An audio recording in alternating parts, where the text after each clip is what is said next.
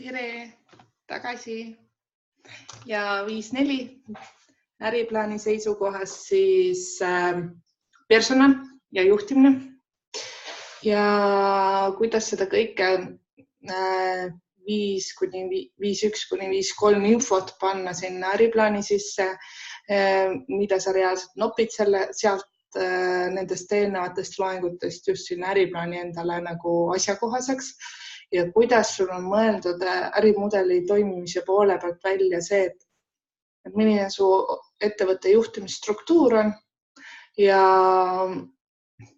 millist personali sa vajad ja mis formaadil personal toimib, kas töötajana, käsundusleping, ühistegevus või siis sisseostetud teenusena.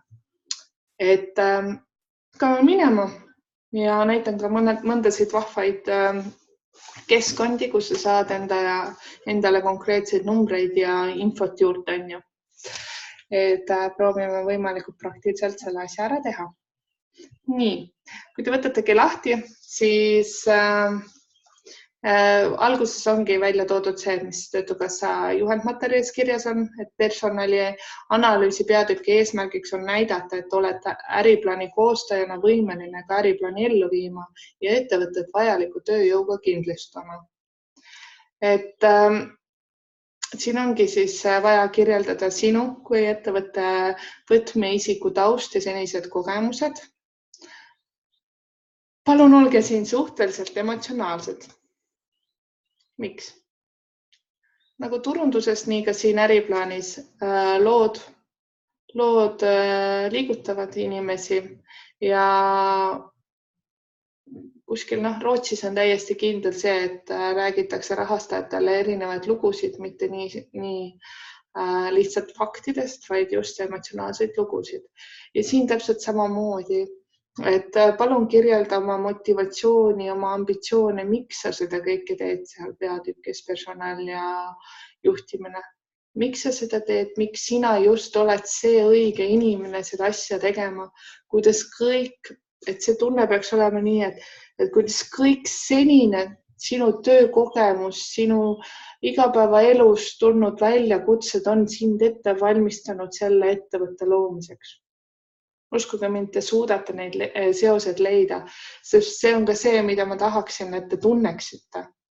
Mitte et te ainult kirjutaksite, vaid ka tunneksite ja te looksite ettevõtte selliselt, et te tunnete, et te oletegi loodud seda tegema, et te olete ainuõiged inimesed. Sest andke andeks, kui teie ei usu, et teie saate selle äriplaaniga hakkama, mis te arvate, kas lugeja usub või hindaja? Kas mina usun? Ei usu. Ehk siis ei ole mõtet endale valetada ja leia see nüanss või asi, et sa hakkad uskuma sellesse ideesse, mida sa kirjutad ja siin personali juhtimise pool kohe alguses tee see lugejale ka selgeks. Lisaks siis ongi kaardist ära tööjõu vajadus, tööjaotus, töötajate põhiülesanded kirjeldada. Ma kohe seletan, kuidas on seda mõistlik teha, vähemalt mina teeks nii. Töötajatele esitatavad nõuded, koolitused, kuidas on kavas leida ja palgata töötajaid, kas piirkonnas on olemas üldse need töötajad, mismoodi palka makstakse ja et sa oleksid teadlik üldse, et mis on tööjõukulu, mis on bruto ja mis on neto. Et see tundub siuke asi, mida inimesed nagu, ma tean küll, aga tegelikult väga palju vigu tehakse seal, et ma selle nagu näitan ka teile kindlasti ära. Igaks juhuks, kui sa tead, siis väga hästi, kui ei tea, siis äkki saad teada. Nii, ja siis sisseostavad teenuseid täpselt samamoodi, et kui sul on plaan osta teenuseid sisse, siis siin on see koht, et jah, mul on olemas eelleping selle raamatupidamise bürooga või teenusepakkujaga, tal on sellised hinnad ja nii edasi. Et kui teil on huvi raamatupidamise vastu ja te tahate, et ma teile näiteks raamatupidamist teete, siis kirjutage mulle ja ma saan teile ka eellepingu saata. et mis annab ka mõnes mõttes teile nagu sellise nagu ülevaate ja kindluse finantsprognoosi juurde äriplaaniga. Nii, kuidas seda kõike teha? Alusta sellest rollikaardist, 5.11 rääkisime sellest rollikaardist, et rollide kaupa mõtle rahulikult välja, mis ettevõttes on erinevad osad, on ju. Seal oli teil materjalist paremini välja toodud, et üks on siis turundus, on ju, müük, siis on finants, siis on toote või teenuse tootmisega seotud kõik protsessid. Mis siis veel on? Personaliga seotud teemad on ja hankijatega seotud teemad, et kes millega tegeleb ja kui sa selle rollikaardi teed see päris põhjalik, siis sa saad ka aru, sinna algusesse panna, mis tööd sina hakkad tegema ja kirjelda iga rolli või töökoha sisu ära. Tee selline mõnus tabel, et kus ongi siis roll, struktuur ka on, et mis valdkonda ta kuulub, roll, sisu ja analüüsi ka rahulikult enda jaoks läbi see, et kui suur on töömaht nädalas, alusta kas või nagu päevas, nädalas, kuus, et selle arvestusega, et 40 tundi on nädalas ja näiteks ma jagan ka kohe oma seda nii ekraani teiega, siis te saate aru nagu, mis loogikaga mina arvutan töökoormust.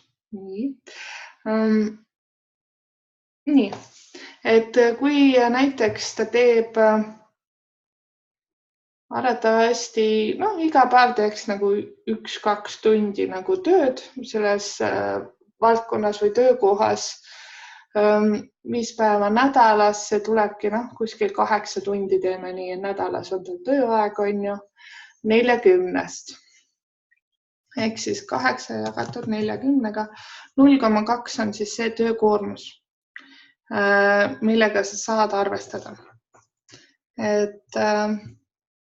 Et nii sa saadki arvutada ka välja selle nagu kuu lõikes töökoormuse. Ja viimases veel ühes lahtris siis otsi töökoha keskmine palk täiskohal, siis sa saadki aru, mis siis on tema nagu selle töökoormuse juures tema palk. Või siis võtta teenusepakkujate pakkumised. Leidsin kaks kohta, kus te saate sellist palgainfot otsida. Ma tean, et neid on veel. Üks koht on siis palgad.ee. Läheks sinna. Vaatame, kas ta toimib ka, on ju. Et teile ta toimis. Nii. Palgad.ee-s, et see on vist CV online, otsib. Nii. Kui me võtamegi siis näiteks, panemegi siia raamatupidaja.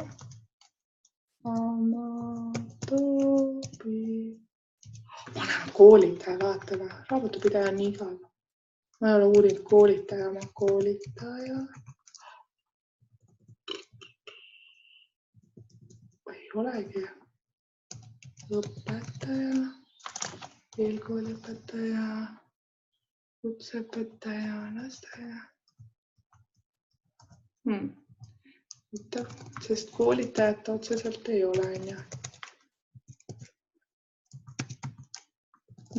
Ei ole.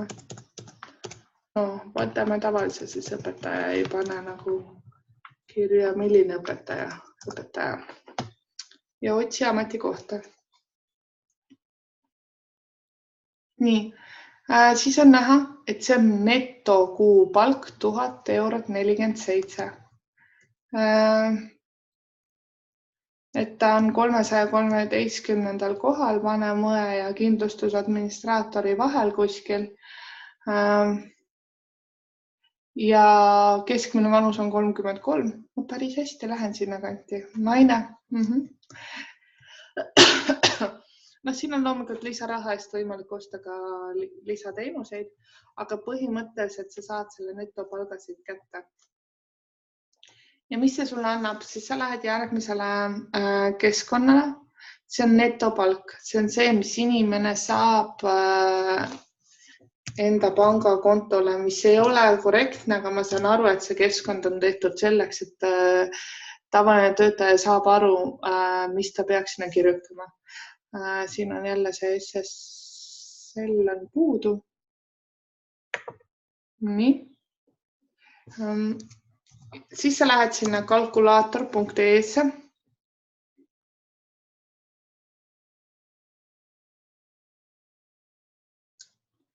Arvuti internet aeglaseks läinud. Laps vist läks YouTube'i. Nii, ja valitsid palgad ja maksud. Siin on erinevaid kalkulaatoreid, see on päris nagu niisugune mõnus töövahend. Ma vahepeal kasutan siis, kui mul on vaja kiiresti asju teada. Et vajub ära see asi sinna arvutis. Nii. Ja siis nüüd me vaatamegi seda.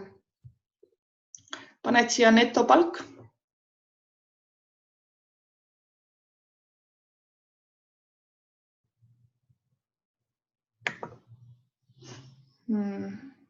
Jube aeglane on. Nii. Neto.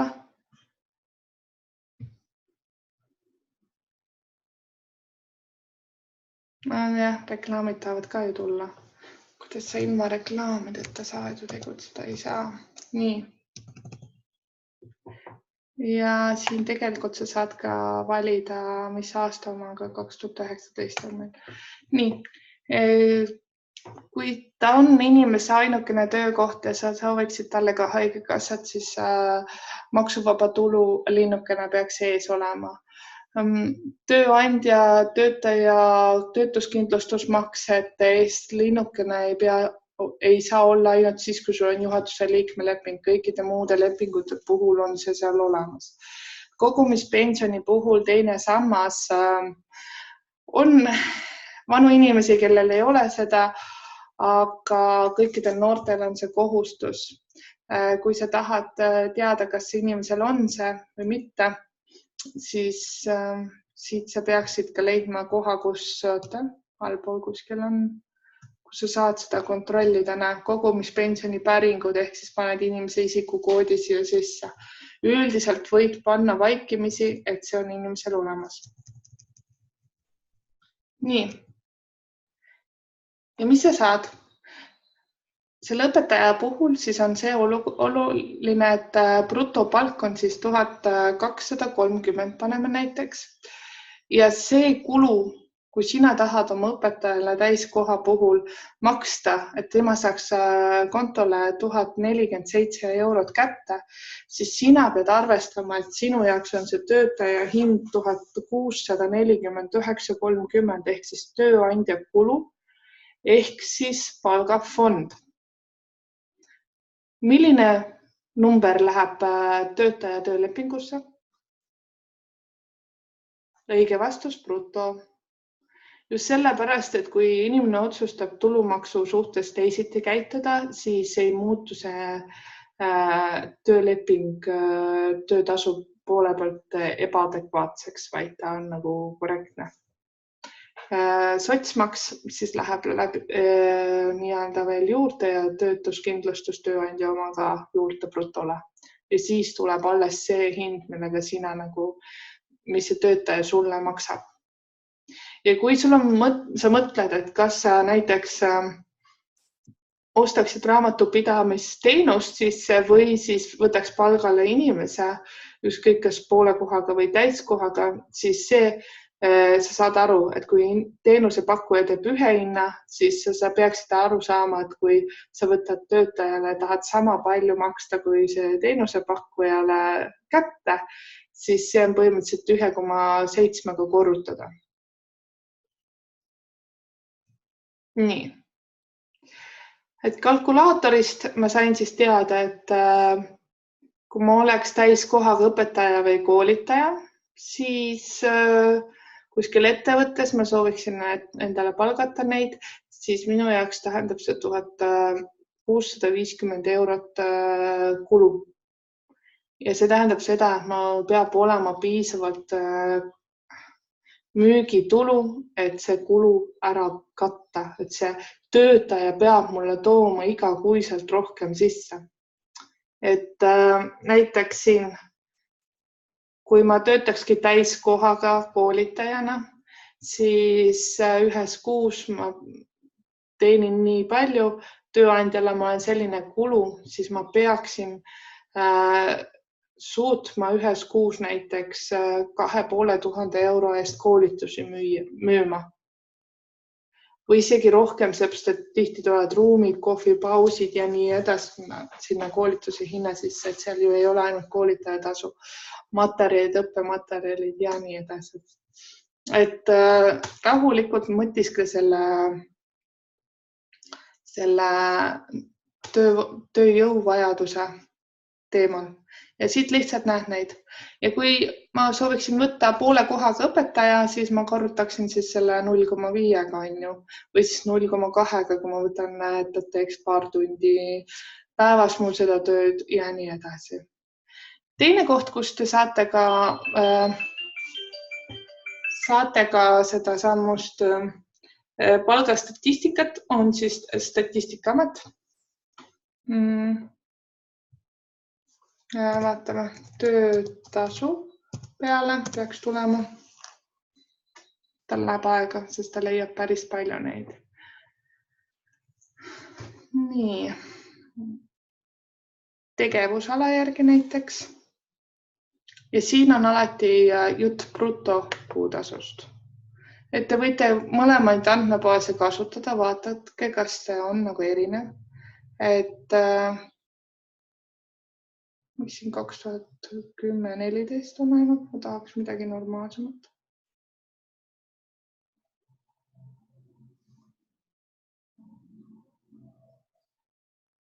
Tahaks näiteks ajakohasemat. Nii, vaatame. Too peal.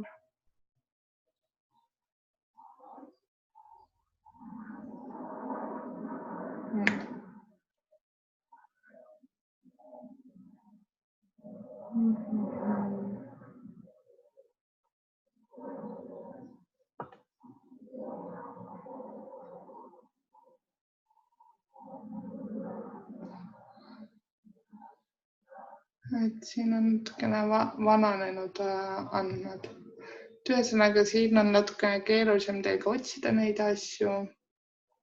Mingi nagu palgauuring on tehtud 2018.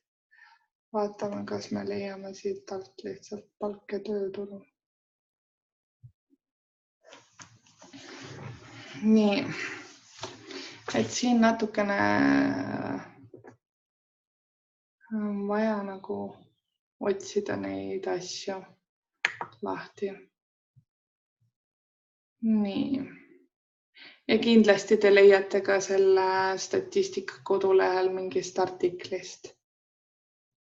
Kuna ta on vanasti, see on uus andmebaas, nii et ma praegu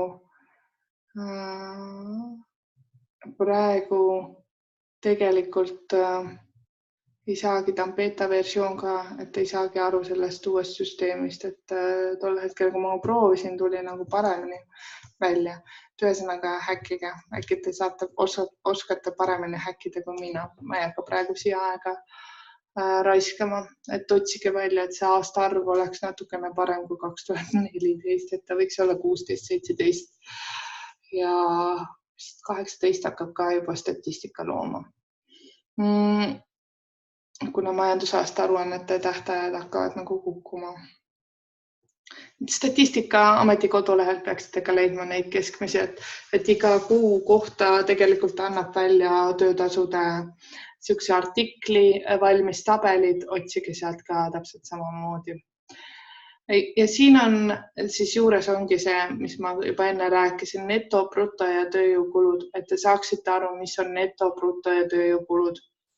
Ma tulen teile öösel koputan akna peale ja küsin ja te peate vastama mulle õigesti. Mis see endast tähendab?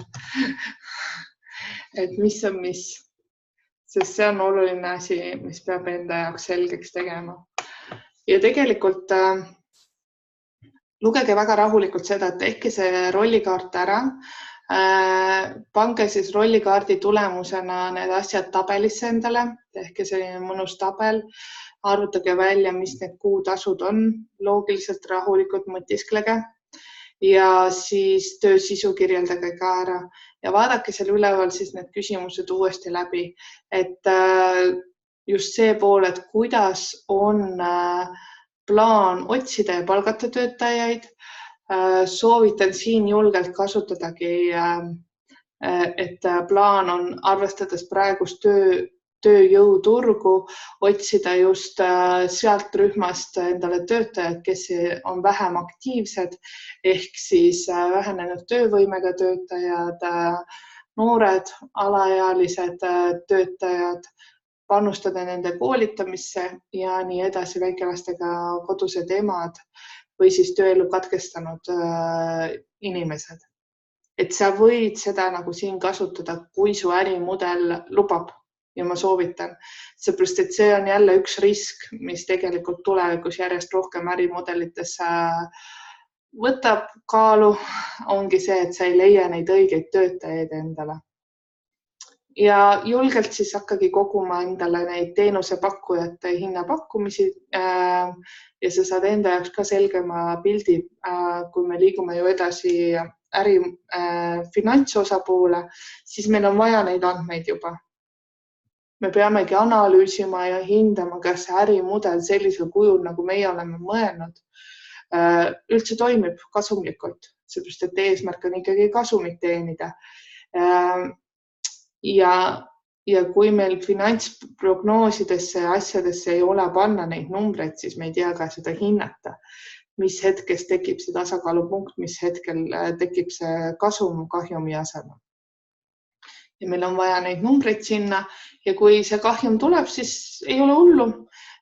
Me saame nagu otsida ja vaadata, mis on need, mis selle ärimudeli puhul need mitte toimivad osad, mis tagavad, et annavad selle kahjumi, et kas on võimalik seda kuidagi nagu teisiti lahendada, nii et see ärimudel toimiks ja toodaks kasumit. Aga edu siis personalijuhtimise selle peatüki kirjutamisel. Ja tegelikult meil ei ole palju enam jäänud, teate? Tegelikult ka ei ole. Ehk siis järgmiseks algabki minu lemmikuid osasid, finantsosa, nii et ma olen väga elevil. Just sellepärast, et ma kindlasti saan teile anda infot, mis teil ettevõtjana tulevikust toob kasu, just selle poole pealt, kuidas kulusid optimeerida, mõtelda need asjad läbi ja avardada teie maailmavaadet just selle poole pealt. Ja teiselt poolt, et andagi teile nagu selline selgus ja algteadmised raamatupidamisest ja selle toimimisest ja nendest põhimõtetest, et kas või ise suudaksite alguses seda raamatupidamist nullkuluga ära teha. No, sinu aeg ikka läheb, aga nii on. Kuidas tundub? Olete pardal? Jaa! Aga kohtume juba raamatupidamise blogis. Tšau!